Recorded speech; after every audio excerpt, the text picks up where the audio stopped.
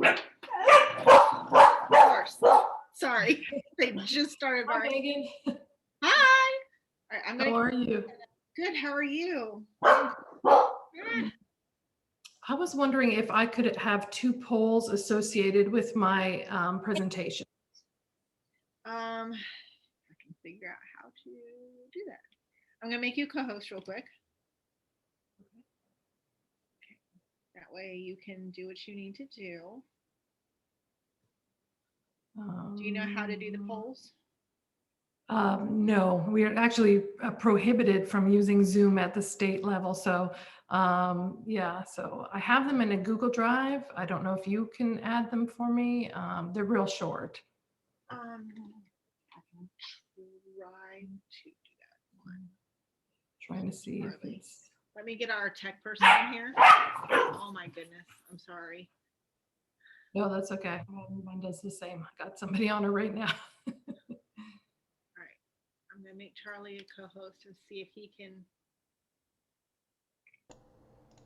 help provide some. Hello. Hey, do you know how to set up polls really quickly? Yes. Okay. I just put a Google link in the chat for you then, or? Yeah. If you got that. I wrote them out so that it might be easier to. And just send it direct to me just in case.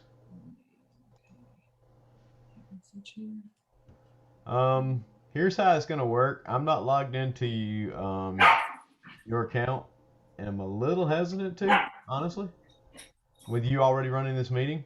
Yeah. So here's how you do it. Okay. Okay. All right. So down at the all right. So open up your Zoom controls on the web, and go to your meeting invite.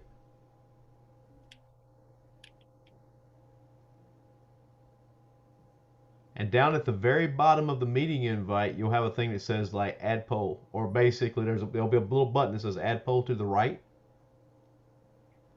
in the bottom like right hand corner.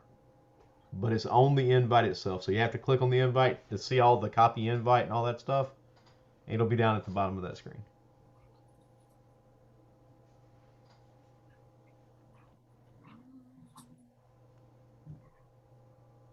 Do you see that?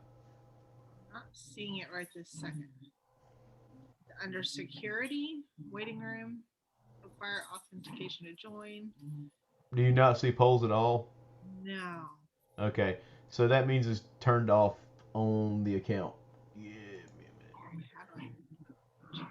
All right, so can you go to the web real quick? Go to the website and get logged into Zoom. Yeah, I'm on the website. Okay. So what you need to do is look over on the right to where it's where you've got settings. Uh-huh. All right, and then underneath settings, jump to, give me a second, let me find it real quick. Jump to Meeting polls, got it. Yeah, just slide that toggle so that it's on. Okay. And then then you can just leave this page once that's on. And then you should see the poll thing that I talked about on the invite.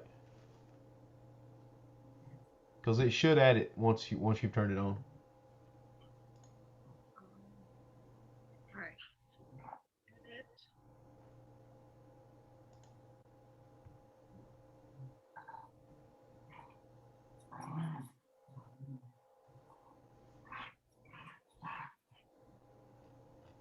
Did you find it? In the meeting, it doesn't say that. Okay. So do you have the polling button now on the bottom bar now? Inside Zoom?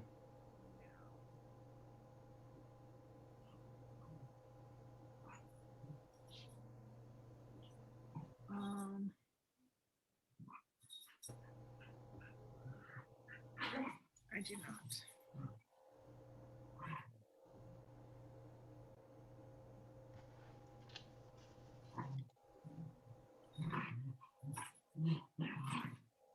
They won't be able to use the chat, is that correct? They can if you want to turn it on. We can leave it on. We can do that instead then. I'll just ask them to put their answer in the chat if we want, Okay. if that's easier. Sorry. No, that's fine. Hey, Carol. Hey, Deborah, how are you? It's good to see you. Good. Good to see you too. Are we ready to let them in? Megan, I fixed the link real quick. Sorry, I was trying to deal with something else. That's okay. It was just the Zoom link for one of them was copied from the evaluation instead. Oh. When you put the Zoom links in, that's okay. All right. It's fixed. It's taken care of. I think we're all good. All right. Thank goodness for text messaging. Yes. The waiting room is available. All right. Am I on Spotlight or is it just voice? You're on you have a camera thumbnail. When you're presenting, it's just going to be a little thumbnail on the side. Okay.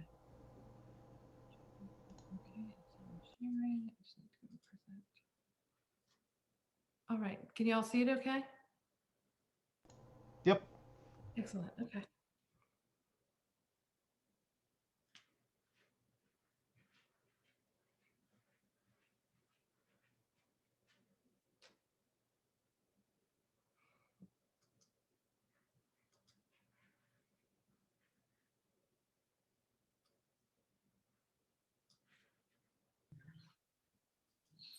All right. You can start anytime you're ready. Oh, okay, great. All right. Good morning, everybody. Thank you for attending today. My name is Dr. Debra Hall, and I'm an elementary science consultant at the Department of Public Instruction. And, I think it's quite wonderful that this particular conference was able to organize themselves in the online format that we find ourselves in right now. So big kudos to everybody at the North Carolina Association of Elementary Educators for really doing all the hard work to pull this together. So as I mentioned, I'm a science consultant with DPI. And so the purpose of today's session is really to inform you about some resources that we have available to support teaching and learning in the classroom. And so that's going to be the first half of the presentation. The second half of the presentation is going to be, I'm going to be sharing some results from a formative assessment survey that we administered across the state in October. And so some of the resources teachers are using for online learning, some of the strategies that they're using, some of the digital tools we'll be talking about. And so that will encompass the second half of the session. I believe we have, I'm going to ask you to use the chat at one point. I couldn't get the polls going. So we'll, if you have access to your chat box, you'll be able to put questions and or answers to the polls, and then any questions that you have, you can put in there along the way. But like I said, we'll pause between each of the sections that we've got coming up. So first, I'd like to introduce you to the rest of my team who are not with me here today, but we do make up the K-12 science and STEM section of DPI. I'm the elementary consultant. We also have middle school consultant, Gavin, and we have two secondary consultants that Benita does biology and environmental ed, and Alexis, our newest consultant, does chemistry and physical science and physics. And our section chief is Beverly Vance.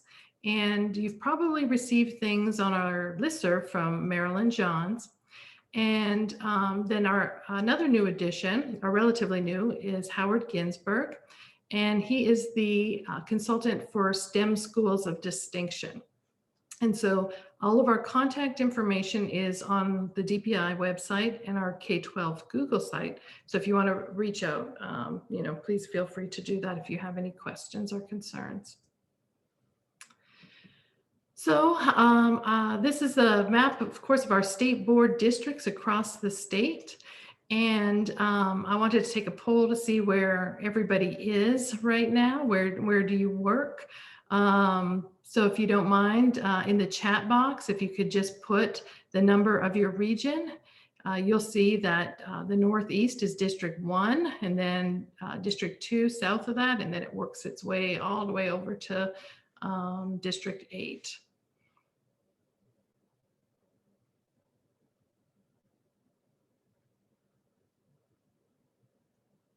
Okay. Well, it looks like we have every region represented here, which is always wonderful, and that truly attests to the impact of this particular organization in reaching teachers. So thank you again to the organization and for everybody that is attending today as part of their professional learning. So you'll see at the top, our names at the top associated with particular regions. That just means that we are a particular point of contact for that region. So I'm the contact for region 3 and 5. If you have any questions or need support, I can help direct you to resources or to the person that you would need to talk to, for any kind of support. And so do know those regions are there, and we're here to help facilitate kind of professional learning at the district level, and invite you to reach out to the consultants.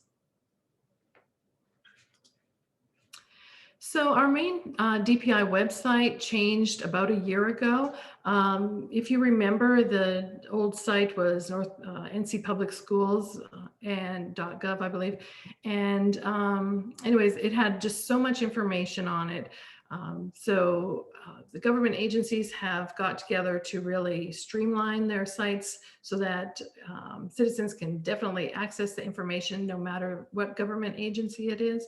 And so our website is much more streamlined now.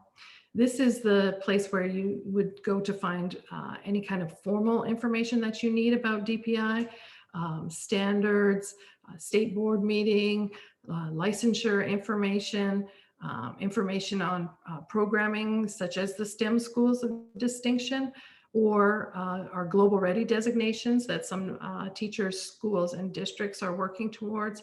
So this is really the place you would go for all of the formal DPI documents and contacts. It is dpi.nc.gov. And so that's nice to be much more streamlined than it was in the past. But even better, some of you remember our wiki sites. They've gone away since the last time that we came out to this particular organization. So we do have a K-12 science Google site in place right now. And I'm sure that many of you have been to it. We have items up there that will support you in your science teaching, including all of the standards documents are going to be found on our Google site as well. But we also have updated the site with remote learning resources. So if you're looking for that, know you can find it there. This summer, our professional development series, we had a summer institute which focused on the need to accelerate student learning due to the pandemic situation. And so the Summer Institute consisted of a 4-part series that dealt with curriculum mapping, learning targets, success criteria, and standards-based grading. And so many districts have found those valuable in moving forward in addressing the gaps that students potentially have when they come to us after the remote learning and the issues that we're obviously going through right now. So do know those summer institutes are up there. Several districts have reached out to us about the curriculum mapping that's going on. And so we are going to be talking with some districts and assisting them in that process. And more information can be found on our website under the Professional Development tab. Something new that we've added this year are office hours. And these are monthly sessions that have a specific target. So we had the consultants from accountability to join us back in October. And these sessions are all recorded too. So if you weren't able to attend, you can go to our website and find them. We've had beginning teacher and new to North Carolina teacher office hour support. And actually, I'm really excited about the one that we have coming up next week, which is non-formal educators. And so we are going to be having guest speakers from Gaston County, actually, and elementary and a middle school support personnel for Gaston County. And they're going to talk about a partnership that they had with the Gaston County Natural Resources Department and how they have worked together to really support student learning and teacher learning. And so that's coming up on Wednesday, and the registration link is on our website if you want to check that out. And then we also have a webinar series. Equity is the theme of our series, and I'll talk a little bit more about that as we move along here. But we are halfway through that webinar series. We did a presentation this week, was number 2, I believe. So we are halfway through. It is also a 4-part series, and it's focusing on some different groups. So we've really enjoyed putting that together. On the Google site, under the further resources, you can also find documents that will support social and emotional learning. DPI has been involved in a cross-agency meeting that has brought together resources to support the state. And along with that, each section has developed curriculum documents that support social emotional learning in the classroom. So you can see samples of those on our website. We have a 5th grade model for elementary, and then we also have middle school and biology and chemistry. Under further resources, you can also always access our testing consultants and testing information, and we have safety information there as well. Finally, of course, our contact info, don't hesitate to reach out, and listservs. Listservs are going to be really important this year. We have a lot of things coming up. So you can go to the DPI website or our K-12 Science Google site and sign up for listservs that relate to science. We have one specific for elementary science, one for middle, and one that is a science supervisor / high school. So we have the 3 listservs. You can sign up for 1, 2, or all of them. You may want to check out some other resources as well, such as the Office of Early Learning, other content areas. So, and you can unsubscribe at any time as well too. The types of information that we typically send out are professional development or professional learning opportunities and announcements and things like that. So do check out our Google site, because that's really the first place that we put things that are brand new and coming out. So one of the things to watch for through the listserv this year is timeline for science standards revision. So we also, we do get asked this question. There is a process at DPI for revising the standards, and it has different categories of that move it along. So the exploration, the implementation, the installation, those are all part of the process. Back in October, because of the pandemic and current situation with remote learning, the State Board of Education delayed the revision of standards for a year. And that information can be found on the State Board website if you want to investigate it about other content areas as well. They're all listed there. For science, we do have a planned schedule, although this is tentative and subject to change. And so looking at it, the tentative schedule puts us in exploration in 2021 and 2022, with the proposed revision happening this year in 2021. And what that entails is we obtain feedback on the current standards from all districts and teachers. And we do have district liaisons that actually help facilitate that and bring that information in. It also goes through public approval and multiple steps. We anticipate the state board approval by summer 22. This is the tentative schedule. And that would mean a proposed installation in the 22-23 school year, but the aligned assessments would not be ready until 23-24. And that, of course, would be for the 5th grade EOG. All right. So I do want to stress that this is a tentative schedule, subject to change. But any kind of information about this would definitely come out on our listserv. So that would be a good reason to sign up. So I wanted to spend a little time just talking about our webinar series, just to make sure that you're aware of the opportunities that are up there. As I said, we're halfway through. We do have 2 webinars archived. We have our initial Addressing Equity in K-12 Science Learning. And then we also have a diversity one that was recorded this week. And there's a lot of resources and information in these webinars that can help you support equitable practices in your classroom. The upcoming webinars are going to deal with science and exceptional children. That's on March 10th. So we're partnering with EC to look at how we can definitely support equitable learning for exceptional children. And then later on, on April 21st, we are having valuing multiple modes of expression. And so looking at how we can really differentiate to support equity in our classroom. And these have been a very popular webinar series. If you can't make it on either of those dates, those ones will also be recorded and posted.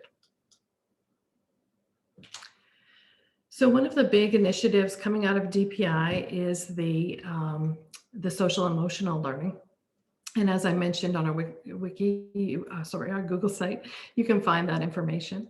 When we're talking about social emotional learning, we're using the CASTLE framework that has been developed.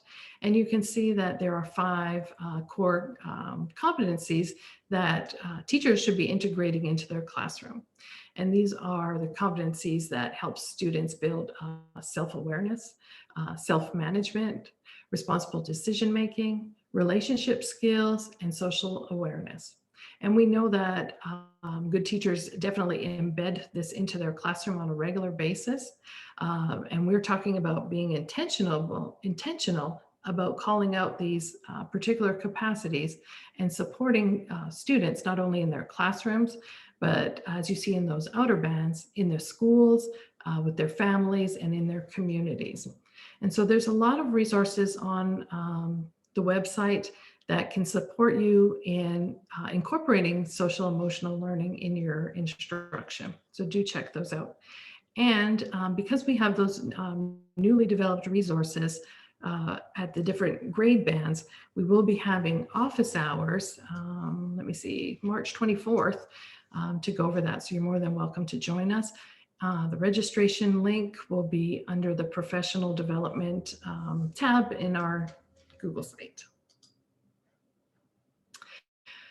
So another exciting initiative that's DPI is part of is the Go Open NC.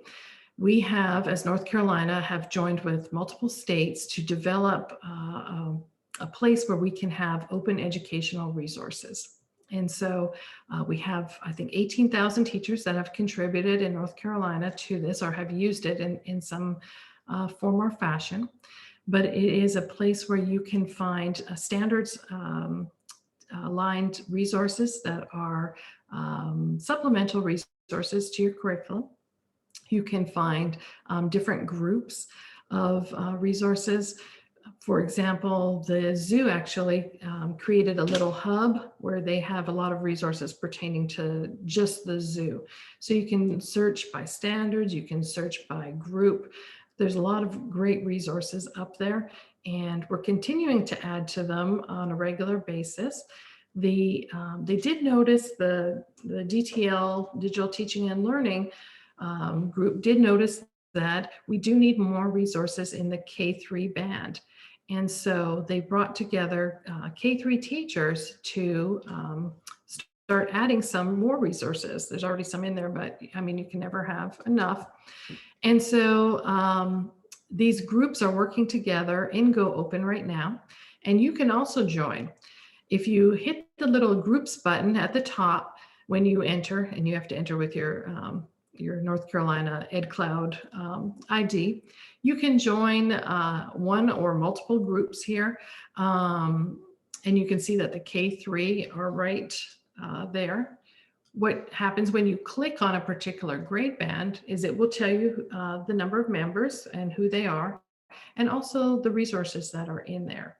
And so the teachers that are being brought in right now are going to be uploading some new resources, and they're also going to be remixing some other resources, which is exciting. And so those are the two ways that you can also become an author, if you're one of those teachers, or if you just want to contribute to the open education resources. That that would be great. There's two ways to do that, and the digital teaching and learning consultants do have videos that walk through the steps of how to go about doing this.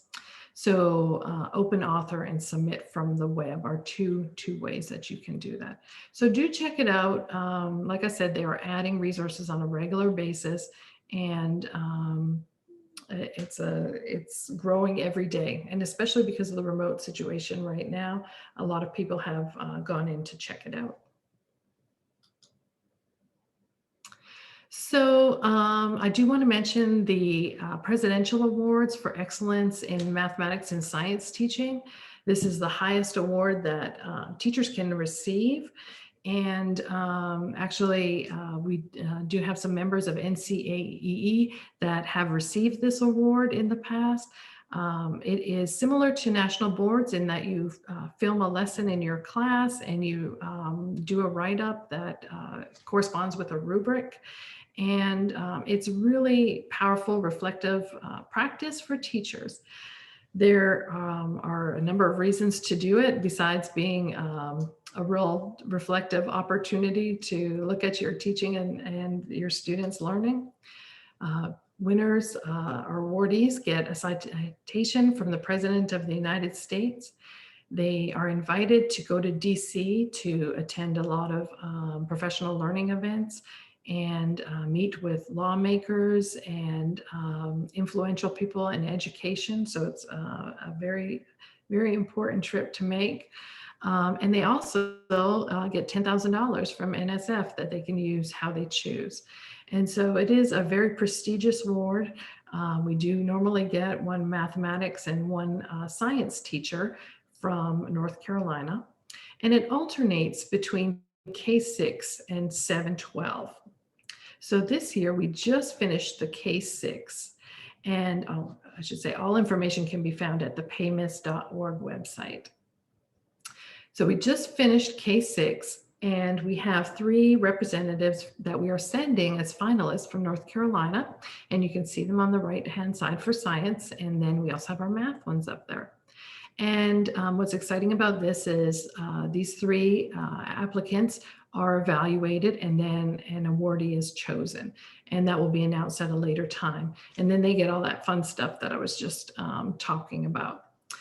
You can nominate yourself, or you can nominate a teacher that you work with, or perhaps your child's teacher, anybody that you think has these exemplary characteristics of teaching and is, we've got a lot of teachers that deserve an award like this. The nomination process is quite simple, so definitely check that out. So our last awardees were for the grades 7 through 12 span, and you can see that Jill Francis won for science and Tyler Erb for math. And so hopefully soon we will have one of the elementary names to report for science and one for math as well. But do know that it alternates every year. So right now we are accepting 7 through 12 nominations. So I was going to pause just for a few minutes to see if you had any questions about any of the DPI updates that I shared before we shift into the formative assessment piece. If you would, you can put it in the chat if we have any questions.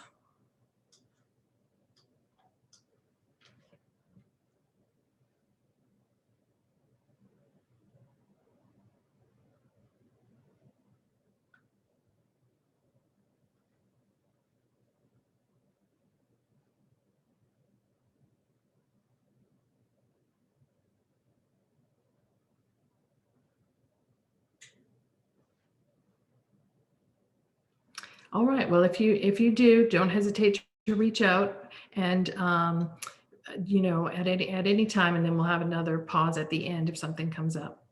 Okay, somebody has a curious about the standard revisions. Any word on weather for 5th grade? Well, when we go through that process, we get feedback on all of the standards as to whether we need to keep, modify, or change that. And so all of that will go out to the districts, and we don't do anything until we get all the feedback from the districts on their ideas about that.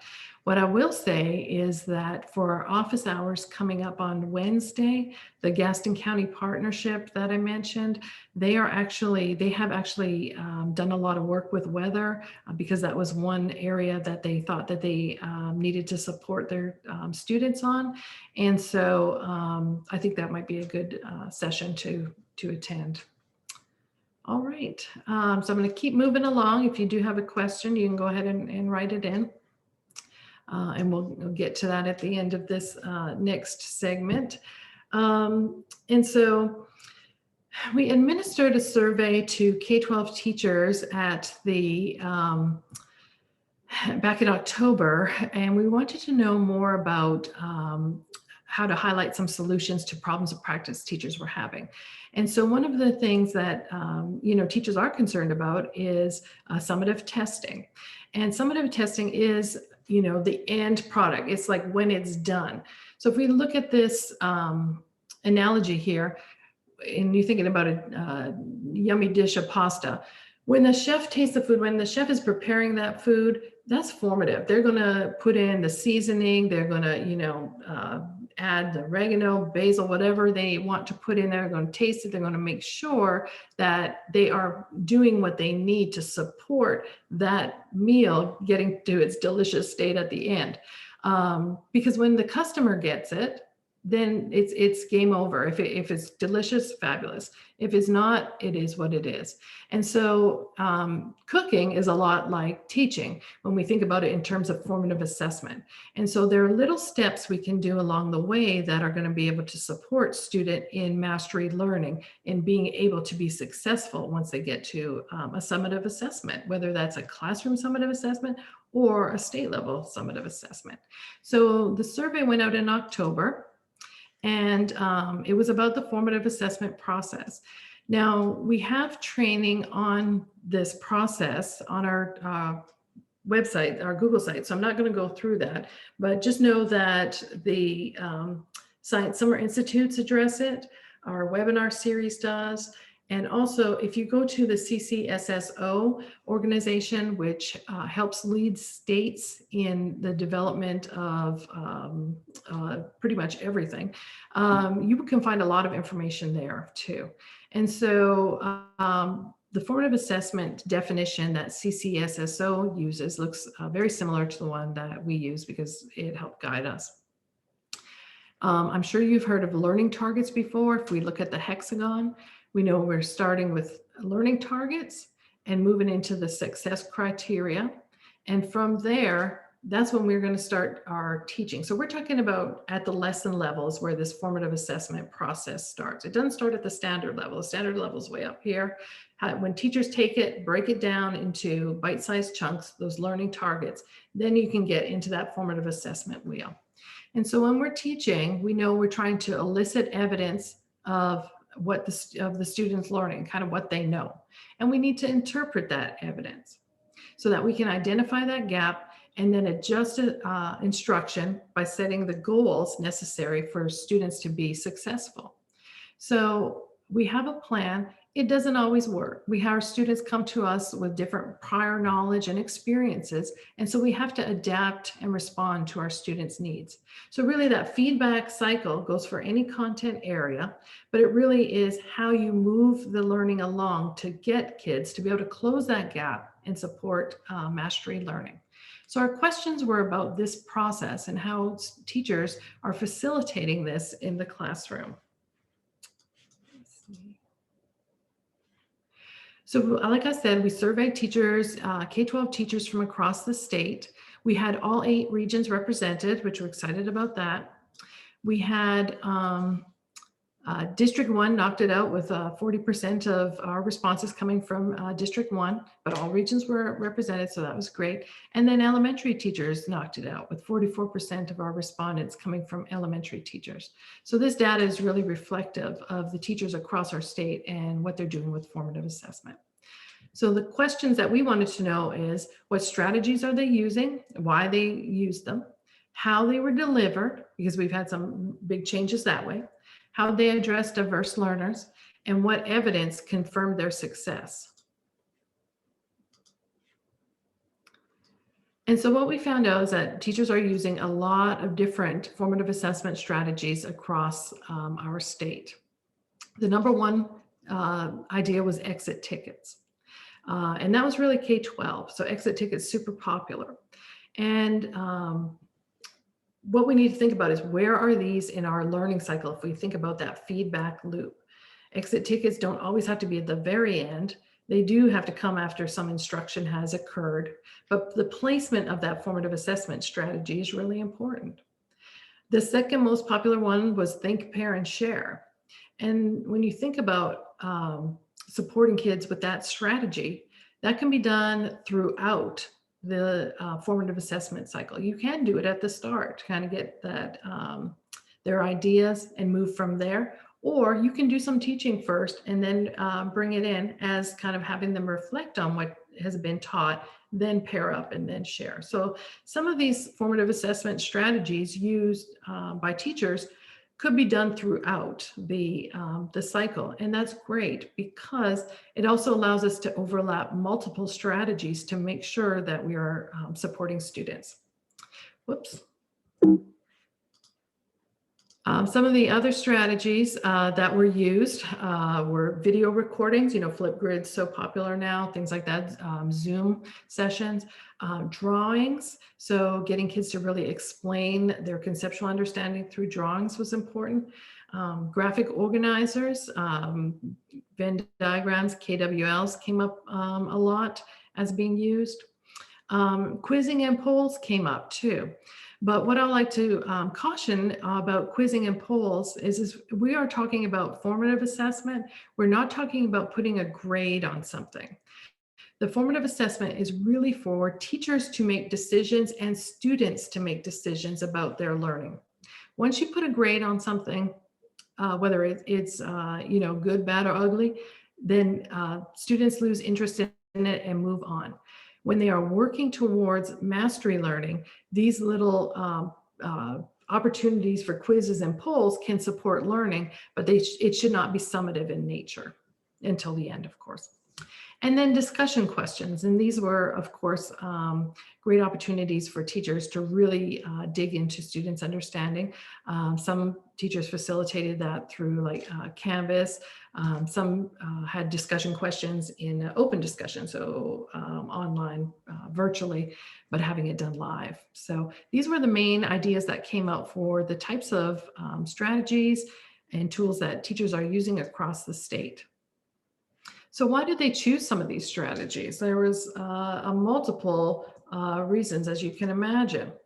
The number one reason was quick and easy, but quick and easy isn't necessarily good enough. Quick and easy is great, but we have to make sure that it is instructionally informative. And most teachers felt the ones they chose were. So once again, looking at that information that's obtained from students and going and adjusting instruction based on what is found out. You have to be able to provide feedback for the student. So whether that is through the actual digital tool itself, or whether it's through written feedback or orally speaking to the student, then as long as there's feedback that can really support that learning. Teachers also wanted to be able to use strategies that met their students that had modifications, or that they were user-friendly. These were really important things to consider in choosing a strategy. The suitability for age was important. Seesaw came up as something that was used, of course, a lot for K-5, did not appear at all in 6-12, of course. So the suitability of the tool and the formative assessment piece have to be considered when planning. Allowing time for students to think, so important, but then also allowing them to be collaborative and promoting that student discourse so that they can verbalize what they're thinking and be able to hear and respond to what their students think as well.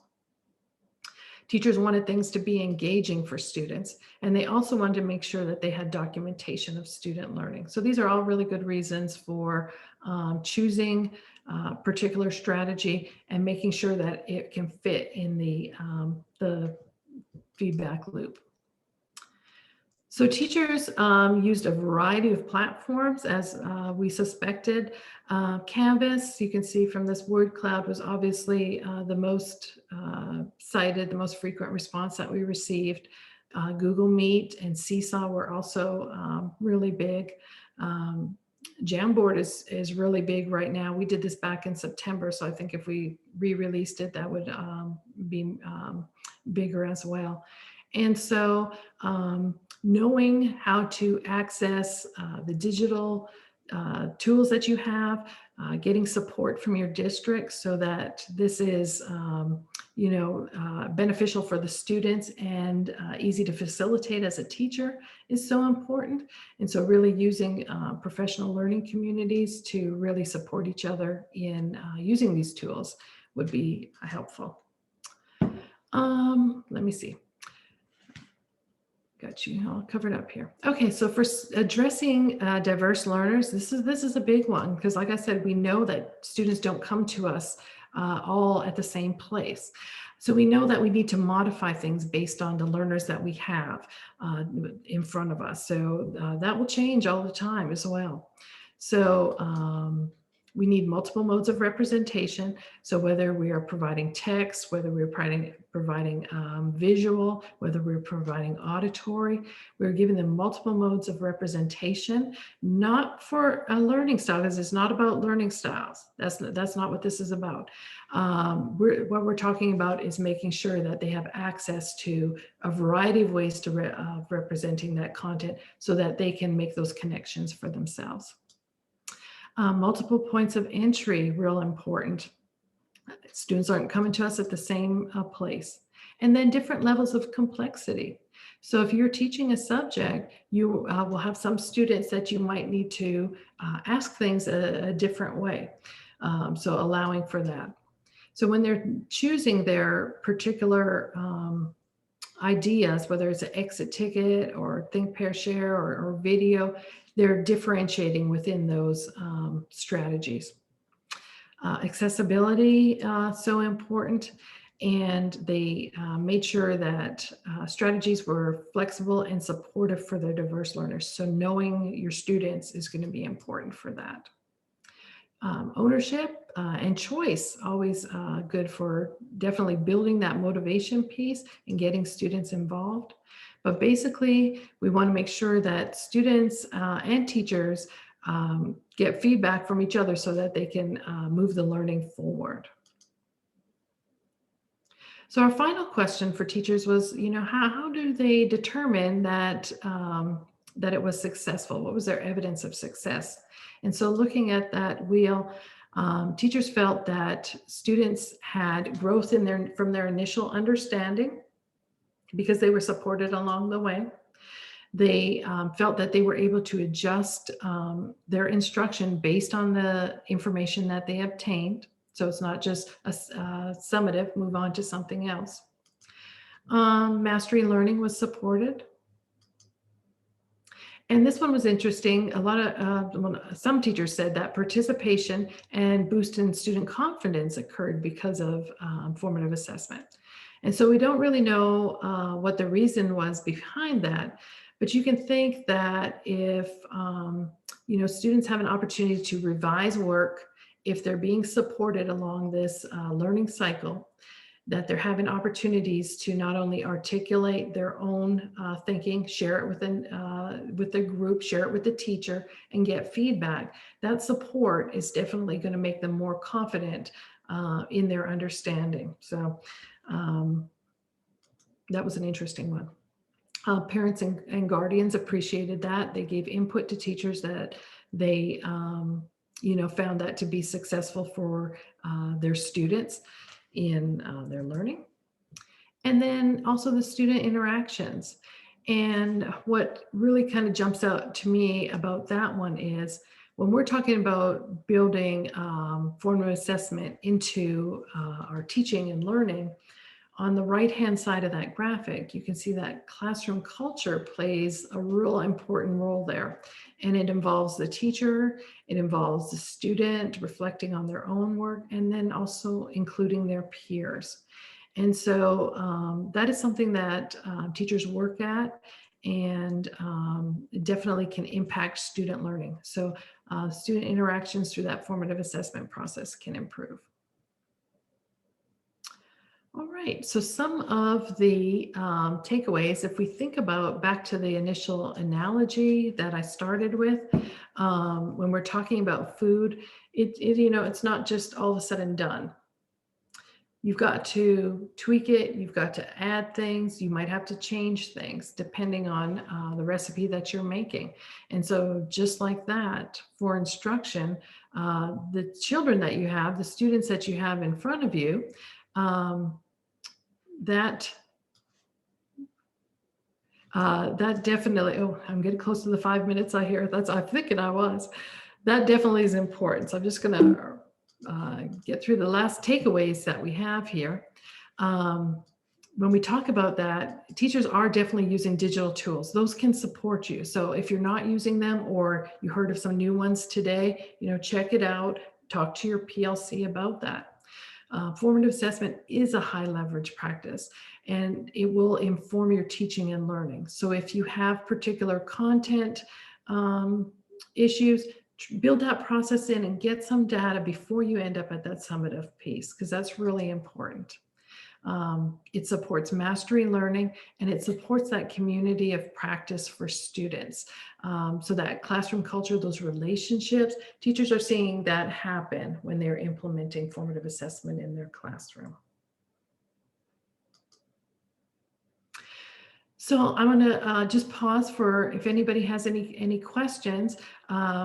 I do want you to consider joining us for some future professional learning. We do have our office hours next week and our webinar series is ongoing. So I'm just going to pause right here and look at the chat box for a minute. If you do have any questions or comments, go ahead and write them in.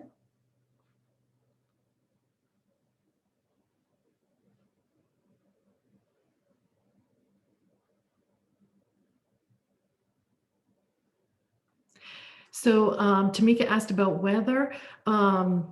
Yeah, the vertical piece between 5th grade and 7th grade is so important. So having those conversations vertically in your district, looking at the unpacking documents and support documents that your LEA has developed is really important.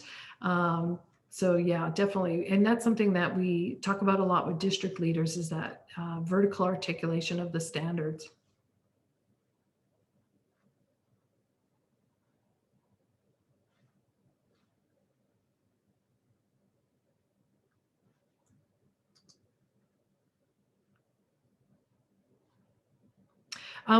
Monica, we always get questions about that. The way that we move forward with standards revisions is get feedback from the field. And so once we have that information, we'll start moving forward. The district liaisons, once we get once the state board gets us to initiate the process, and we will begin that. But once again, the schedule that I shared with you is very tentative because of the situation that we're in right now. So do join our listservs and, be involved in part of that process.